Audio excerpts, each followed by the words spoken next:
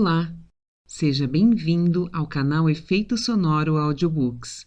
Eu sou Kari Nascimento e vou acompanhar com você a leitura do livro Você Pode Curar a Sua Vida, de Louise Hay.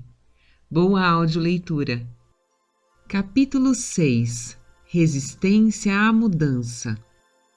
Estou no ritmo e no fluxo da vida, sempre em mutação. A percepção é o primeiro passo na cura ou na mudança.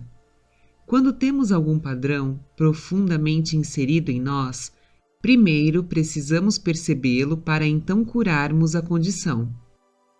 Poderemos talvez começar mencionando o problema, queixando-nos dele ou vendo-o em outras pessoas. De alguma forma, ele sobe à superfície de nossa atenção e passaremos a nos relacionar com ele. Muitas vezes, atraímos um professor, um amigo, uma aula, ou um seminário, ou um livro, que nos desperta para novos meios de abordar a dissolução do problema. Meu despertar começou com uma observação ocasional de uma amiga que fora informada a respeito de uma determinada reunião. Ela não se interessou, mas algo dentro de mim reagiu e eu fui. Essa primeira reunião foi o primeiro passo em meu caminho de descoberta, mas só vim a reconhecer seu significado algum tempo depois. Frequentemente, nossa reação a essa primeira etapa é pensar que a abordagem é tola ou não tem nenhum sentido. É possível que pareça fácil demais ou inaceitável para o nosso modo de pensar. Não queremos usá-la. Nossa resistência fica muito forte. Podemos até sentir raiva da ideia de aceitar essa abordagem. Uma reação desse tipo é muito boa, desde que consigamos entender que esse é o primeiro passo em nosso processo de cura. Costumo dizer às pessoas que qualquer reação que tenham está presente para lhes mostrar que já se encontram no processo de cura, mesmo que a cura total ainda esteja um tanto distante. A verdade é que o processo se inicia no instante em que começamos a pensar em fazer alguma mudança. A impaciência é outra forma de resistência, ou seja, a resistência a aprender e mudar. Quando exigimos que tudo seja feito agora mesmo, terminado imediatamente, não nos damos tempo para aprender a lição relacionada com o problema que criamos. Se você quer passar de um cômodo para outro, precisa se levantar e ir até ele passo a passo. Permanecer sentado na poltrona e exigir de si mesmo estar no outro cômodo não adiantará nada. O mesmo acontece com nossos problemas. Queremos vê-los resolvidos, mas não queremos fazer as pequenas coisas que, somadas, levarão à solução. Agora é a hora de reconhecer nossa responsabilidade na criação da situação ou condição. Não estou falando em sentir culpa ou sobre você ser mal, por se encontrar onde está. Quero que você reconheça o poder que há em seu interior e que transforma cada pensamento em experiência. No passado, sem saber, usamos esse poder para criar coisas que não queríamos experimentar. Não tínhamos consciência do que estávamos fazendo. Porém, reconhecendo nossa responsabilidade, podemos nos tornar conscientes e usar esse poder para trazer coisas positivas em nosso benefício. Muitas vezes, quando surgir uma solução ao cliente, uma nova maneira de abordar um tema ou perdoar a pessoa envolvida, vejo-o enrijecer o queixo e cruzar os braços sobre o peito. As mãos até se fecham. A resistência está emergindo e então sei que atingimos exatamente o que precisa ser mudado. Todos temos lições a aprender. O que nos parece mais difícil em nossa vida são apenas as lições que escolhemos para nós mesmos. Se tudo é fácil, então não existem lições, só coisas que já sabemos. As lições podem ser aprendidas através da percepção. Se você pensa na coisa mais difícil que tem a fazer e enquanto resiste a isso, então está olhando para a sua maior lição no presente momento. Ao entregar-se, desistir da resistência, permitir-se aprender o que precisa, tornará o passo seguinte mais fácil. Não deixe sua resistência impedi-los de fazer mudanças. Podemos trabalhar em 2 níveis. 1. Encarar a resistência. 2. Insistir nas mudanças mentais. Observe, analise o modo como resiste e depois continue em frente, apesar de tudo. Pistas não verbais. Nossas ações frequentemente mostram nossa resistência. Por exemplo, mudar de assunto, sair da sala, ir ao banheiro, chegar atrasado, ficar doente, adiar, fazer qualquer outra coisa, ocupar-se, desperdiçar tempo, desviar o olhar ou voltar-se para a janela, folhear uma revista, recusar-se a prestar atenção, comer, beber ou fumar, criar ou terminar um relacionamento, criar defeitos em carros, eletrodomésticos, encanamentos, etc. Hipóteses. Muitas vezes fazemos hipóteses sobre nós e outros para justificar nossa resistência e surgimos com declarações como: não adiantaria nada. Minha mulher, meu marido, não iria compreender. Eu teria de mudar toda a minha personalidade. Só a gente louca vai a psiquiatras. Eles não conseguiriam me ajudar com o meu problema. Eles não saberiam lidar com a minha raiva. Meu caso é diferente. Não quero incomodar ninguém. Vai passar sozinho. Ninguém consegue. Crenças. Crescemos com crenças que se tornam nossa resistência às mudanças. Algumas de nossas ideias limitativas são: não se faz isso. Não é direito. Para mim, não é certo fazer isso. Isso não seria espiritual. Pessoas espiritualizadas não ficam com raiva.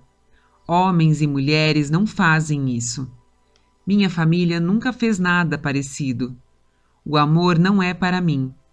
Isso é tolo demais. É longe demais para ir de carro. É trabalho demais para mim. É caro demais. Vai demorar demais. Não acredito nisso. Não sou desse tipo de gente. Eles. Damos nosso poder a outros e usamos essa desculpa para nossa resistência em mudar. Temos ideias como: Deus não aprova. Estou esperando que os astros digam que é a hora certa.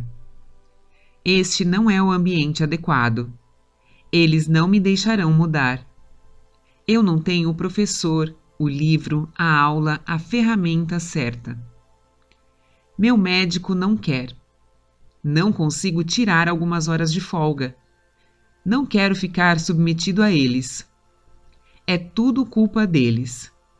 Eles têm de mudar primeiro. Assim que eu conseguir, vou fazê-lo.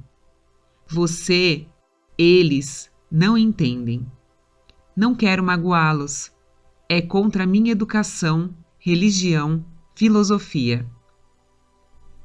Conceitos sobre o eu. Temos ideias sobre nós mesmos que usamos como limitações ou resistência a mudanças. Somos velhos demais, jovens demais, altos demais, baixos demais, gordos demais, magros demais, preguiçosos demais, fortes demais, fracos demais, burros demais, inteligentes demais, pobres demais, indignos demais, frívolos demais, sérios demais, emperrados demais, talvez tudo simplesmente seja demais. Táticas de procrastinação. Nossa resistência muitas vezes se expressa como táticas de procrastinação. Usamos desculpas como: farei mais tarde. Não consigo pensar nisso agora. Não tenho tempo agora. Eu teria de ficar muito tempo afastado de meu trabalho. Sim, é uma boa ideia. Farei isso um dia qualquer. Tenho muitas outras coisas a fazer. Pensarei nisso amanhã, assim que eu terminar com. Assim que eu voltar de viagem. A hora não é certa. É tarde demais ou cedo demais. Negação.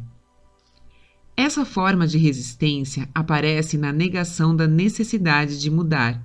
São coisas como: não há nada de errado comigo.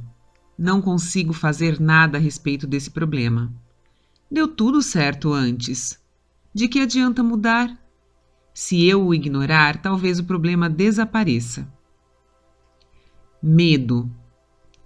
De longe, a maior categoria de resistência é o medo. Medo do desconhecido. Vejam estas. Ainda não estou pronto. Posso falhar. Eles poderão me rejeitar. O que os vizinhos vão pensar? Não quero abrir essa lata de vermes. Estou com medo de contar a meu marido, mulher. Não sei o bastante. Poderei me magoar. Posso precisar mudar demais. Talvez fique muito caro. Prefiro morrer primeiro ou me divorciar primeiro. Não quero que ninguém saiba que tenho um problema. Tenho medo de expressar meus sentimentos. Não quero conversar sobre isso. Não tenho a energia necessária. Quem sabe onde irei terminar? Posso perder minha liberdade. É difícil demais. Não tenho dinheiro agora. Posso machucar minhas costas. Eu não seria perfeito. Eu poderia perder meus amigos. Não confio em ninguém. Isso poderia prejudicar minha imagem. Não sou bom o bastante. E a lista continua interminável. Você reconheceu alguma dessas formas como as que você usa para resistir? Procure a resistência nos seguintes exemplos. Uma cliente veio me procurar porque sentia muitas dores. Havia fraturado as costelas, o pescoço e o joelho em 3 acidentes de automóvel isolados. Chegou atrasada para a consulta porque se perdeu. Ficou presa num congestionamento. Foi fácil para ela me contar todos os seus problemas. Mas no instante em que eu disse, vamos conversar um pouco, todos os tipos de interrupção começaram a acontecer. Suas lentes de contato passaram a perturbá-la. Ela quis sentar-se numa outra poltrona. Precisou ir ao banheiro. Depois as lentes tiveram de ser retiradas. Não consegui prender sua atenção pelo resto da sessão. Foi tudo resistência. Minha cliente ainda não estava pronta para soltar tudo e se curar. Descobri que sua irmã também havia fraturado as costelas 2 vezes e que o mesmo acontecera com sua mãe. Outro cliente meu era ator, um mímico, artista de rua com grande talento. Vangloriava-se de sua esperteza em defraudar os outros, especialmente as instituições. Sabia como se safar de quase tudo. No entanto, não lucrava nada com isso. Estava sempre sem dinheiro, pelo menos com 1 mês de aluguel atrasado e sem telefone por falta de pagamento. Suas roupas eram puídas, o trabalho esporádico, tinha todos os tipos de dor no corpo e sua vida amorosa era uma droga. A teoria desse meu cliente era de que ele só poderia parar de trapacear quando algo de bom surgisse. Claro, com isso nada de bom podia entrar em sua vida. Ele precisaria primeiro parar de defraudar os outros. Sua resistência era o fato de não estar pronto para abandonar seus velhos hábitos. Deixe seus amigos em paz. Muitas vezes, em vez de trabalhar em nossas próprias mudanças, decidimos que um determinado amigo precisa mudar. Isso também é resistência. Quando iniciei minhas atividades como terapeuta, tive uma cliente que me mandava a todas as suas amigas que estavam internadas em hospitais. Em lugar de enviar-lhes flores, essa mulher convocava a mim para resolver os problemas dos doentes. Eu chegava de gravador na mão e, em geral, encontrava alguém que não sabia por que eu havia ido visitá-las, nem compreendia o que eu fazia. Isso foi antes de eu aprender a nunca trabalhar com ninguém, a não ser que ele ou ela peça. Às vezes, algumas pessoas me procuram porque ganharam uma sessão comigo de presente de um amigo. Isso geralmente não funciona muito bem, e é raro eles voltarem para continuarmos o trabalho. Quando algo dá certo para nós, geralmente queremos compartilhá-lo com os outros, mas talvez eles não estejam prontos para fazer uma mudança naquele ponto do tempo e do espaço. Já é difícil mudar quando queremos, e tentar fazer alguém mudar quando não quer é simplesmente impossível e pode estragar uma boa amizade. Eu forço meus clientes porque eles me procuram. Quanto a meus amigos, deixo-os em paz. Trabalho com o espelho. Os espelhos refletem nossas sensações sobre nós mesmos. Mostram-nos com clareza as áreas que precisam ser modificadas, se quisermos uma vida plena e alegre. Peço às pessoas para olhar dentro de seus olhos e dizer algo positivo para elas mesmas sempre que passarem por um espelho. O modo mais poderoso de se fazer afirmações é olhar no espelho e falar em voz alta. Há uma percepção imediata da resistência e assim pode-se superá-la mais rapidamente. É bom você ter um espelho à mão enquanto lê este livro. Use-o com frequência para repetir as afirmações e para verificar onde você está resistindo e onde está aberto, deixando-se fluir. Agora, olhe para o espelho e diga a si mesmo: estou disposta a mudar. Note como se sente. Se estiver hesitante, resistente ou simplesmente não querendo mudar, pergunte-se por quê. A que velha crença você está se agarrando? Lembre-se, não é hora de se censurar. Só preste atenção ao que está acontecendo e que crença sobe à superfície. Essa é a que lhe tem causado tantas complicações. Será que você pode reconhecer de onde ela veio? Quando fazemos afirmações e elas não soam bem ou nada parece acontecer, é fácil dizer: afirmações não funcionam. Não é que elas não funcionem. O fato é que precisamos de mais uma etapa antes de começar a fazê-las. Padrões repetidos mostram nossas necessidades. Para cada hábito que temos, para cada experiência por que passamos, para cada padrão que repetimos, existe uma necessidade interior para eles. A necessidade corresponde a uma crença que temos. Se não existisse uma necessidade, não teríamos o hábito, a experiência e o padrão. Há algo dentro de nós que precisa da gordura, dos maus relacionamentos, dos fracassos, da raiva, dos cigarros, da pobreza, dos maus tratos, seja o que for que represente um problema para nós. Quantas vezes já dissemos: nunca mais farei isso. Então, antes de o dia terminar, comemos o bolo, fumamos os cigarros, dizemos coisas horríveis aos que amamos e etc. Então, aumentamos ainda mais o problema afirmando a nós mesmos: você não tem força de vontade, não tem disciplina, você é fraco demais. Isso só aumenta a carga de culpa que já carregamos. Não tem nada a ver com força de vontade ou disciplina. Seja o que for que estejamos tentando soltar de nossas vidas, trata-se apenas de um sintoma, de um efeito externo. Tentar eliminar os sintomas sem trabalhar na dissolução da causa é inútil. No instante em que relaxamos nossa força de vontade ou disciplina, o sintoma brota de novo, à disposição de se libertar da necessidade. Costumo dizer a meus clientes: deve haver uma necessidade em você por essa condição, senão você não a teria. Vamos dar um passo atrás e trabalhar na disposição de se libertar da necessidade.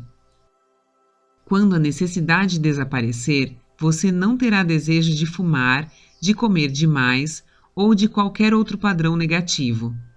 Uma das primeiras afirmações que devem ser usadas é: estou disposto a me libertar da necessidade de resistência, dor de cabeça, gordura, falta de dinheiro, etc. Diga a si mesmo: estou disposto a me libertar da necessidade de. Se a essa altura estiver resistindo, suas outras afirmações não irão funcionar. As teias que criamos em torno de nós mesmos têm de ser desmanchadas. Se você já emaranhou um novelo de linha, sabe que puxar e arrancar só piora a situação. É preciso soltar os nós com paciência e jeito. Seja gentil e paciente com você mesmo enquanto desfaz seus emaranhados mentais. Procure ajuda se achar necessário, mas, acima de tudo, ame-se a si mesmo durante o processo. A disposição de se libertar do velho é a chave. Esse é o segredo. Quando falo necessitar do problema, quero dizer que, de acordo com o nosso conjunto particular de padrões de pensamento, necessitamos ter certos efeitos ou experiências externos. Cada efeito externo é a expressão natural de um padrão de pensamento interno. Lutar apenas contra o efeito ou sintoma é desperdiçar energia e, com frequência, só serve para aumentar o problema. Eu sou indigno. Cria a procrastinação. Se um de meus sistemas de crença interiores ou padrões de pensamentos é eu sou indigno, um de meus efeitos externos provavelmente será a procrastinação. Afinal, ela é um dos modos de nos impedir de ir para onde queremos. A maioria das pessoas que vivem adiando tudo gastará muito mais tempo e energia menosprezando-se pela procrastinação. Essas pessoas se rotularão de preguiçosas e, em geral, se farão sentir como se fossem más. Ressentimento pelo que acontece de bom com os outros. Tive um cliente que adorava ser o centro das atenções e comumente chegava à aula atrasado para poder criar algazarra. Ele fora o caçula de uma família de 18 filhos e, como seria de esperar, era o último na lista de ganhar coisas. Quando criança, viu todos terem algo com que ele só sonhava. Já adulto, quando sabia que alguém havia sido contemplado pela sorte, não conseguia regozijar-se com ele. Só dizia: puxa, gostaria de ter ganhado isso. Ou, droga, por que isso nunca acontece comigo? O ressentimento pelo que acontecia de bom com os outros era uma barreira para seu próprio crescimento e mudança. A autovalorização abre muitas portas. Uma senhora de 79 anos veio me procurar. Era professora de canto e vários de seus alunos estavam fazendo comerciais para televisão. Ela também gostaria de fazê-los, mas tinha medo. Apoiei-a plenamente e expliquei: não existe ninguém como você. Seja você mesma. E acrescentei: faça-o pela diversão. Existem pessoas lá fora procurando exatamente o que você tem a oferecer. Deixe-a saber que você existe. Minha cliente ligou para várias agências e diretores de publicidade dizendo: sou uma senhora muito idosa e quero fazer comerciais. Em pouco tempo recebeu um convite para trabalhar e desde então nunca parou. Costumo vê-la na televisão em anúncios de revistas. Novas carreiras podem começar em qualquer idade, em especial quando alguém está procurando diversão nisso. Autocriticar-se é errar completamente o alvo. A autocrítica só intensificará o adiamento e a preguiça. A energia mental deve ser aplicada na dissolução do velho e na criação de novos padrões de pensamento. Diga: estou disposto a deixar sair a necessidade de ser indigno. Sou digno do melhor que existe na vida e agora. Cheio de amor, permito-me aceitá-lo. Enquanto eu estiver passando alguns dias repetindo essa afirmação muitas vezes, o padrão de efeito exterior da procrastinação automaticamente começará a desaparecer. À medida que eu for criando internamente um padrão de autovalorização, não necessitarei atrasar o que for para meu bem. Você entende como isso poderia se aplicar a alguns dos padrões negativos ou efeitos externos que existem em sua vida? Vamos parar de desperdiçar tempo e energia diminuindo-nos por algo que não conseguimos fazer se temos certas crenças interiores. Mudemos as crenças. Não importa qual seja a abordagem escolhida, ou sobre que assunto estejamos falando, estamos apenas lidando com pensamentos, e eles podem ser mudados. Quando queremos mudar uma condição, precisamos dizer: estou disposto a abandonar o padrão que há dentro de mim e que está criando esta condição. Diga isso a si mesmo, muitas e muitas vezes, sempre que pensar em seu problema ou em sua doença. No minuto em que fizer essa afirmação, você sairá da categoria de vítima. Você não é mais impotente. Está reconhecendo seu próprio poder.